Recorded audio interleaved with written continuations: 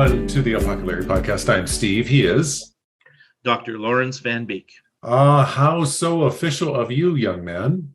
Well, we're touching on some stuff that's a little more difficult. So even though all we're going to do is mention it and then just go on as if it doesn't exist. So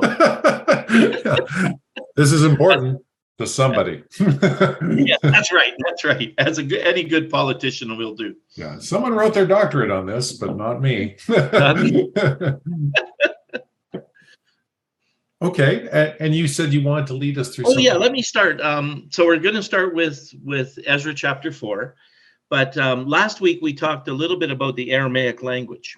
Mm-hmm. So whenever you're talking about Bible, you're talking three languages, right? Aramaic, Hebrew, and Greek. Okay.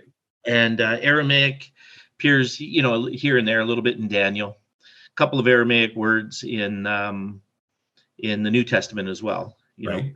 Yeah. But where the Aramaic language came from, they think it started with the Arameans, which actually were the people of the area around Syria. Syria was a part of the Aramean Empire at one time.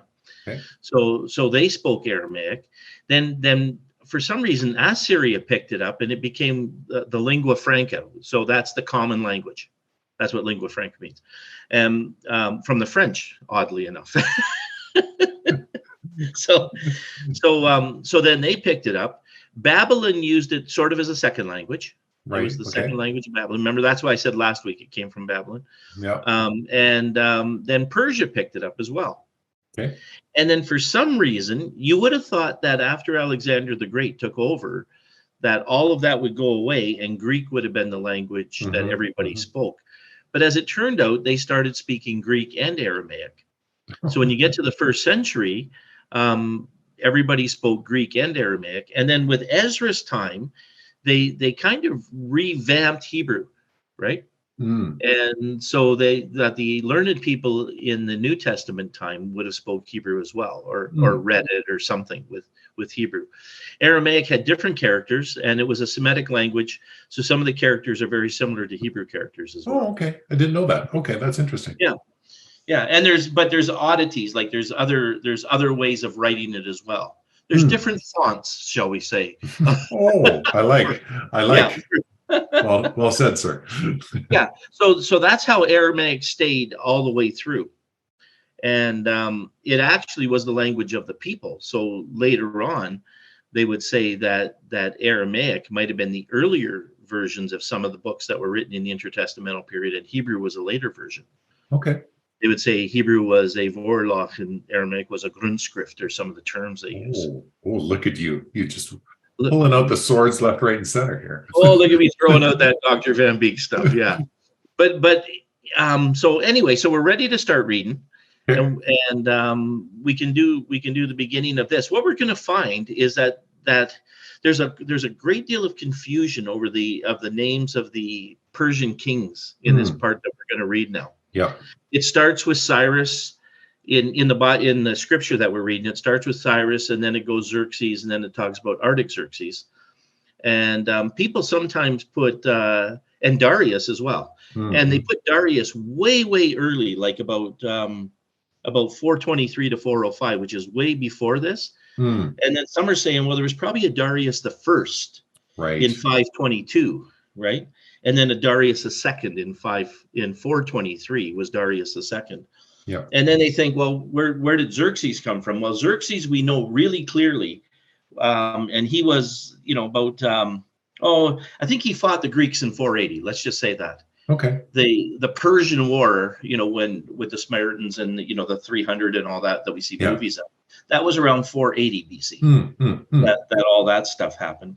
And Artaxerxes is 486 to 465. So you see how there's all this stuff kind of.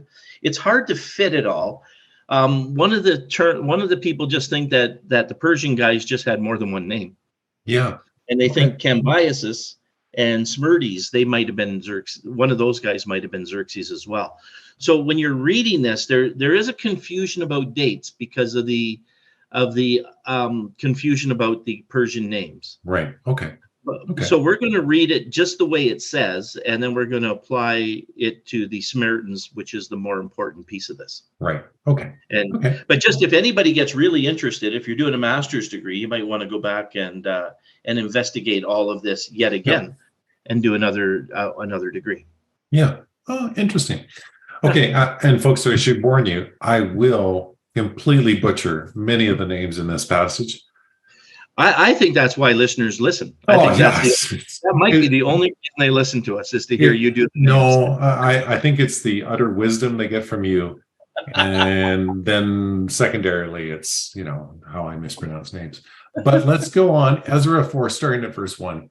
When the enemies of Judah and Benjamin heard that the exiles were building a temple for the Lord, the God of Israel, they came to Zerubbabel and to the heads of families and said, "Let us help you build, because like you, we seek your God and have been sacrificing to him since the time of Esarhaddon, king of Assyria, who brought us here."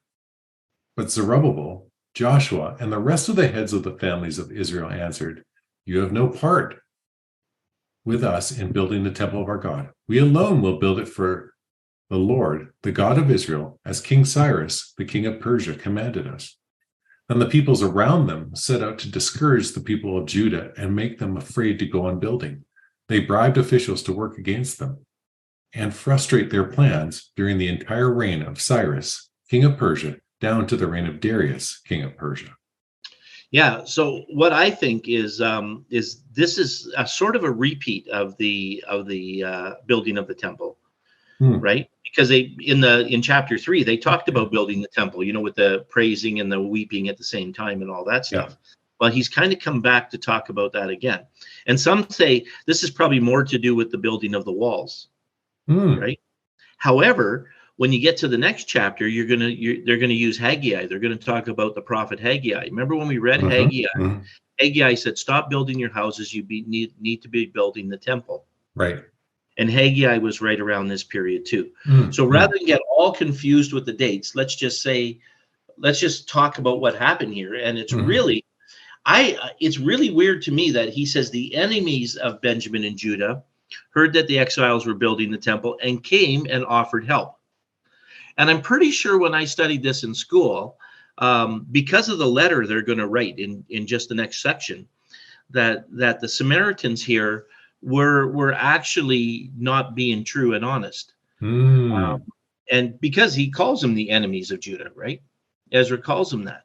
But remember the guy that I listened to, the Jewish guy that I listened to, who said he really thinks that Zerubbabel got this wrong and that they were really supposed to accept the Samaritans' help, right?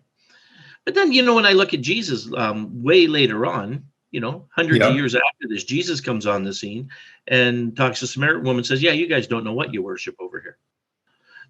And we do. Of course, then he helps her tremendously. And he actually goes through Samaria. And the Jewish people would walk, I think they'd walk 70 miles to go around Samaria just to not walk through it. Yeah. Kind of like me with Calgary after that call. And the guy from Edmonton said, "You don't have to go through Calgary, Larry. We will fly you over Calgary. You have to go by." I will do anything but go into that town. And when they say to me, "What team do you vote for?" I say, "Anybody that's playing Calgary." That's right. But it's the same kind of thing here. But this does lead you to think that they were actually enemies. So I'm a little torn on how to take this. However, the letter that they write Xerxes later on, or right away now, will set you straight. Okay. And you can read that in verse 6. All right, folks, picking it up at verse 6 now. At the beginning of the reign of Xerxes, they lodged an accusation against the people of Judah and Jerusalem. In the days of Artaxerxes, king of Persia, Bishlam, Meredath, Tabeel, and the rest of his associates wrote a letter to Artaxerxes. The letter was written in Aramaic script and in the Aramaic language. Rehum, the commanding officer, and Shimshai, the secretary, wrote a letter against. Shimshai is actually a Korean dish that Yeah, that's right. I think I've had that. Against Jerusalem to Artaxerxes, the king, as follows. Rehum, the commanding officer, and Shimshai, the secretary, together with the rest of their associates, the judges, officials, and administrators over all the people from Persia, Uruk, and Babylon, the Elamites of Susa, and the other people who were great and honorable, the Ashur ben Apal, deported and settled them in the city of Samaria and elsewhere in Trans-Euphrates. This is So you figure our political guys have nothing on these guys when it comes to shooting out the garbage, eh? yeah. Let me tell you who hates you. And they're all these people. This is the copy of the letter they sent them. To King Artaxerxes, from your servants in the Trans-Euphrates. Oh, that seems like it's following a formula. The king should know that the people who came up to us from you have gone to Jerusalem and are rebuilding that rebellious and wicked city. They are restoring the walls and repairing the foundations. Furthermore, the king should know that if this city is built and its walls are restored, no more taxes, tribute, or duty will be paid, and eventually the royal revenues will suffer. Now, since we are under obligation to the palace, and it is not proper for us to see the king dishonored, oh my word, they're laying it on. We are sending this message to inform the king so that a search may be made in the archives of your predecessors. In these records, you will find that this city is a rebellious city, troublesome to kings and provinces, a place with a long history of sedition. That is why this city was destroyed. We inform the king that if this city is built and its walls are restored, you will be left with nothing in Trans-Euphrates. Yeah. So basically what they've done is they've gone back to before Babylon took over and said, look, if you look in your records, you're going to find out how divisive they were against Babylon. Yeah. Right. And that was the whole point. And then Xerxes writes them back. Yeah. But he doesn't. Well, he gets his registrar. His registrar writes them. Oh, that's fantastic. The king sent this reply to Rehum, the commanding officer, and Shimshai, the secretary, and the rest of the associates living in Samaria and elsewhere in Trans-Euphrates. Greetings. The letter you sent us has been read and translated in my presence. I issued an order and a search was made, and it is found that this city has a long history of revolt against kings and has been a place of rebellion and sedition. Jerusalem has had powerful kings rule over the whole of Trans-Euphrates. Taxes and tribute and duty were paid to them. Now issue an order to these men to stop, so that the city will not be rebuilt until I so order. Be careful not to neglect this matter. Why let this threat grow to the detriment of the royal interests? As soon as the copy of the letter of King Xerxes was read to Rehum and Shimshai, the secretary and their associates, wow, that secretary must have been important. They went immediately to the Jews in Jerusalem and compelled them by force to stop. Thus the work on the house of God in Jerusalem came to a standstill until the second year of the reign of Darius, king of Persia. Yeah, and that's where again they think that this is way too far in, like this is 423. So there's real confusion over this. But the part that we get is that the Samaritans wrote a letter to the king, right, in Persia, and the king wrote back and said, "Oh man, yes, this is terrible. What's going on? Jerusalem's an awful place. Why are we rebuilding it?" So they are able to stop the building. But now the Jewish guys are going to write a letter in the next chapter. Oh well, there you go. So we're going to get to the next chapter because there's not a lot you need to say. Like their letter pretty well says it. Yeah. Okay, so picking it up, we're now chapter 5, starting at verse 1. Now Haggai the prophet and Zechariah the prophet, the descendant of Iddo, prophesied to the Jews in Jerusalem, in Judah and Jerusalem, in the name of the God of Israel, who was over them. Then Zerubbabel, son of Shealtiel, good glory, and Joshua, son of Zadoak, set to work to rebuild the house of God in Jerusalem. And the prophets of God were with them, supporting them. At that time, Tatnai, the governor of Trans-Euphrates. That sounds like something right out of Star Wars, doesn't it? Gosh, it just keeps going, too. Tatnai from Tatanui, and Shethar Bozani, and their associates went to them and asked, "Who authorized you to rebuild this temple and to finish it. Also, they asked, what are the names of those who are constructing this building? But the eye of their God was watching over the elders of the Jews, and they were not stopped until a report could go to Darius, and his reply had been received. This is the copy of the letter that Tatnai, the governor of Trans-Euphrates, and the rest of the guys that I'm not going to say all over again, sent to King Darius.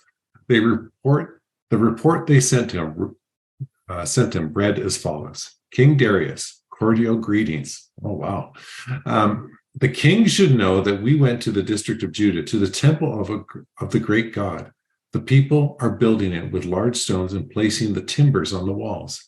The work is being carried on with diligence and is making rapid progress under their direction. We questioned the elders and asked them, who authorized you to rebuild this temple and finish it? We also asked their names so that we could write down the names of their leaders for your information. This is the answer they gave us. We are the servants of the God of heaven and earth. We are rebuilding the temple that was built many years ago, one that a great king of Israel built and finished. But because our ancestors angered the God of heaven, he gave them to the hands of Nebuchadnezzar, the Chaldean, the king of Babylon, who destroyed this temple and deported the people to Babylon.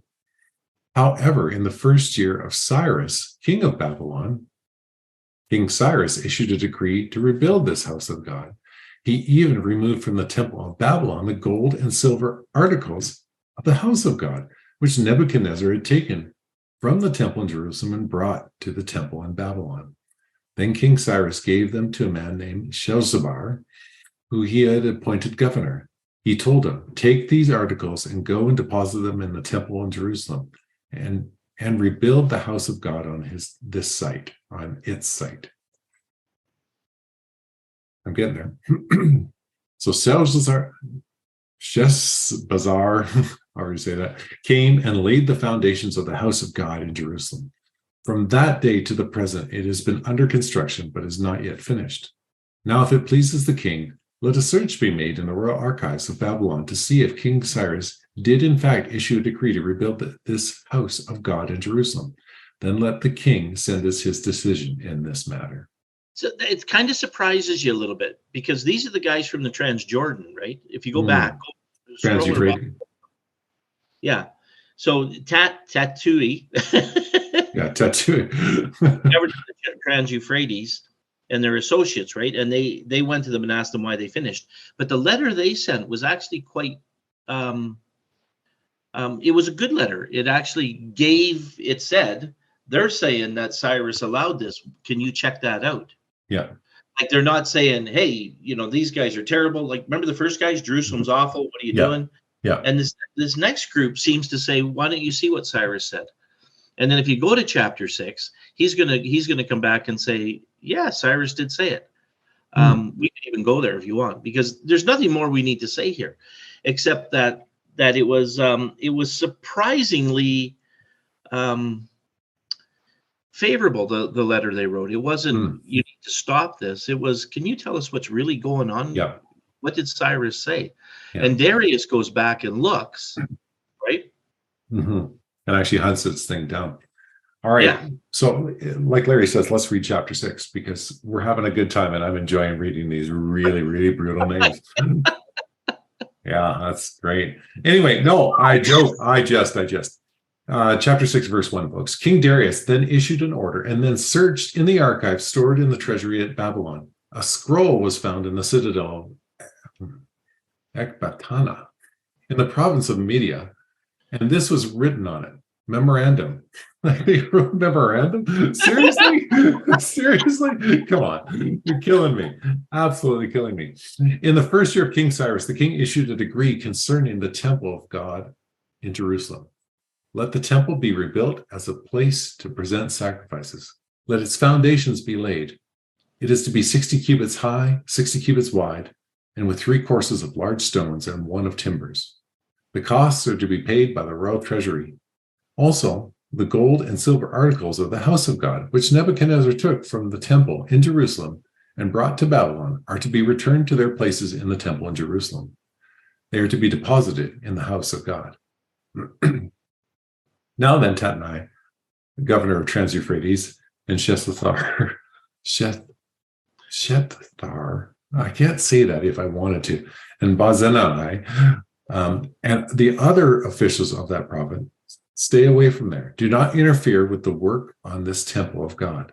Let the governor of the Jews and the Jewish elders rebuild this house of God on its site. Moreover, I decree what you are to do for these elders of the Jews in the construction of this house of God. Their expenses are to be fully paid out of the royal treasury from the revenues of Trans-Euphrates, so that the work will not stop. Whatever is needed, young bulls, rams, male lambs for burnt offerings to the God of heaven, and wheat, salt, wine, and olive oil, as requested by the priests in Jerusalem, must be given to them daily without fail, so that they may offer sacrifices pleasing to the God of heaven and pray for the well-being of the king and his sons. Furthermore, I decree if anyone defies this edict, a beam is to be pulled from their house and they're to be impaled on it. Seems a bit harsh. And for this crime, their house is to be made a pile of rubble. May God, who has caused his name to dwell there, overthrow any king or people who lifts his hands to change this decree or to destroy this temple in Jerusalem. I, Darius, have decreed it. Let it be carried out with diligence. So, not much needs to be said. Wow. Yeah. So these guys went back to the king and said, "Let us know what's going on." And he came back and said, "Yeah, it actually turns out that Cyrus did say that. Yeah. So you better do it and use the money from the Trans-Euphrates. Use your own money, because that's the Trans-Euphrates, right? Yeah. That you were collecting, and give it to them so that they can build this thing." Now, I don't know how much these guys were his enemies. The governors of the Trans-Euphrates, Tatanai and Shethar Bozani. I don't know how much they were his enemies. The Samaritans kind of wanted to be a part of it, and then were mad and didn't want to be a part of any of it, right? But when they brought it to the king, it's interesting that the king went, one of my predecessors actually did say this, and we are going to stand by it. Now, you could also say, and probably it would be rightfully said, that God said, no, I really want this to get done. And the hand of the heart of the king is in the hands of the Lord. Right. Yeah. Yeah. Which we would believe wholeheartedly in, right? Yeah. You and I would say that is exactly what happened. Yeah. Right. And others would say, the kings are just doing what kings do. It's interesting that God is doing something, but there's this whole political background going on, right? And even in our day, when we're looking at politics and world affairs, you can't always see the hand of God in this thing. Yeah, that's a good point, Larry. That's a really good point to think of, that there's something else at work. I mean, God is using this a bit, and he's probably caused we know he has caused all this. I shouldn't say probably. We know he's caused all this, but there's also political intrigue all around it too. Even Darius just trying to calm down just a people group that he doesn't want to have to fuss with this area, because he's probably fussing with some other area. Well, yeah. I mean, you're dealing with the Greeks. You've got wars going on all over the place. You're annexing places. You got some little place called Jerusalem. You're like, for crying out loud. Yes, get out of here. Later on, the Romans are going to say the same thing. Yeah. When are these guys going to shut up? And it's interesting, right? There's that warning there that for any king or, nation essentially that destroys this temple, something bad's going to happen to it. And we see, Rome eventually does that, right? Yep. Yeah, Rome does. And, they're still in their power days in those days. But anyway, we might as well complete the temple here. Okay, so verse 13, folks. Then, because of the decree of King Darius sent, Tatanai, the governor of Trans-Euphrates, and his friend, and their associates carried it out with diligence. So it wasn't like this anger thing, like, I'm not doing it. No. So the elders of the Jews continued to build and prosper under the preaching of Haggai the prophet, and Zechariah, the the descendant of Iddo. They finished building the temple according to the command of God to the God of Israel, and to the decrees of Cyrus, Darius, and Artaxerxes, the kings of Persia. The temple was completed on the 3rd day of the month of Adar, in the 6th year of the reign of King Darius. Then all the people, the priests, the Levites, and the rest of the exiles celebrated the dedication of the house of God with joy. For the dedication of this house, they offered 100 bulls, 200 rams, 400 male lambs, and a sin offering for all of Israel, 12 male goats, each one of them of the tribes of Israel. One for each of the tribes of Israel, And they installed the priests in their divisions and the Levites in their groups for the service of God at Jerusalem, according to what is written in the book of Moses. Yeah. And then they celebrated the Passover. And then finally, on the Passover, on the 14th day of the 1st month, the exiles celebrated the Passover. The priests and the Levites had purified themselves and were all ceremonially clean. The Levites slaughtered the Passover lamb for all the exiles, for their relatives, the priests, and for themselves. So the Israelites who had returned from the exile ate it, together with all who had separated themselves from the unclean practices of their Gentile neighbors, in order to seek the Lord, the God of Israel. And again, go ahead. No. Don't finish. For 7 days they celebrated. For 7 days they celebrated with joy, the festival of unleavened bread, because the Lord had filled them with joy by changing the attitude of the king of Assyria, so that he assisted them in the work on the house of God, the God of Israel. And see, that's where it sounds like what they did was the right thing. Like they put the Samaritans out. Those that intermarried with the people of the land, they said you need to leave those families and purify yourself before God. And it all sounds right. But that one author I read said it was all wrong. What they did was all wrong. They should not have done that. And he was a Jewish guy. It's really interesting to me, because when I read it, it sounds like this was what they were supposed to do. Mm-hmm. And yet he says no. So this is the piece of Zerubbabel. This is the building of the temple. This is what Haggai the prophet had told them to do again, right? Was to come back and build the temple. And in the next 6 chapters, we're gonna read about Ezra coming in and setting up proper worship practices again. He found a copy of the law and set things up. And we'll talk about that next time. But it's just intriguing that there was such a heavy political thing going on here. Yes. And it is kind of fun to read the letters and go, wow, that's not much different than politics today. Yeah, so true. So what do they call that when you're doing politics with another country and you're the guy doing it? You mean the diplomacy of it? The diplomats, the whole diplomacy thing. This is all diplomacy, isn't it? In some places, it's all battle, and here it's all diplomacy. Yeah. It's interesting that they knew what to sacrifice based on the book of Moses, but they had not found the whole law at this point, right? They must have found just enough of the Levitical law. What I'm thinking is what they had would have been in Aramaic. They would have had, because it depends on what they did during the exile. Like, remember, we don't know for sure, but we kind of think that was the rise of the rabbi, the traveling preacher teacher that Jesus was later on. And it was also the rise of the synagogue. If you can get 10 Jewish guys together, you can have a synagogue. Right. And they think that they must have had some of the books with them. And it's also possible over 70 years that they were in Aramaic and not in Hebrew. Okay. And what they think that Ezra found was a Hebrew version, and that's why, and because he found it in the temple, maybe that's what made it more special. Okay, I get you. Sounded like it's the first edition of Mark Twain, rather than it's a Wayne Gretzky rookie card. Yeah, I have a card when he played in the Western League or whatever it was, which is now probably a fortune. Yeah, and maybe it's that kind of a thing.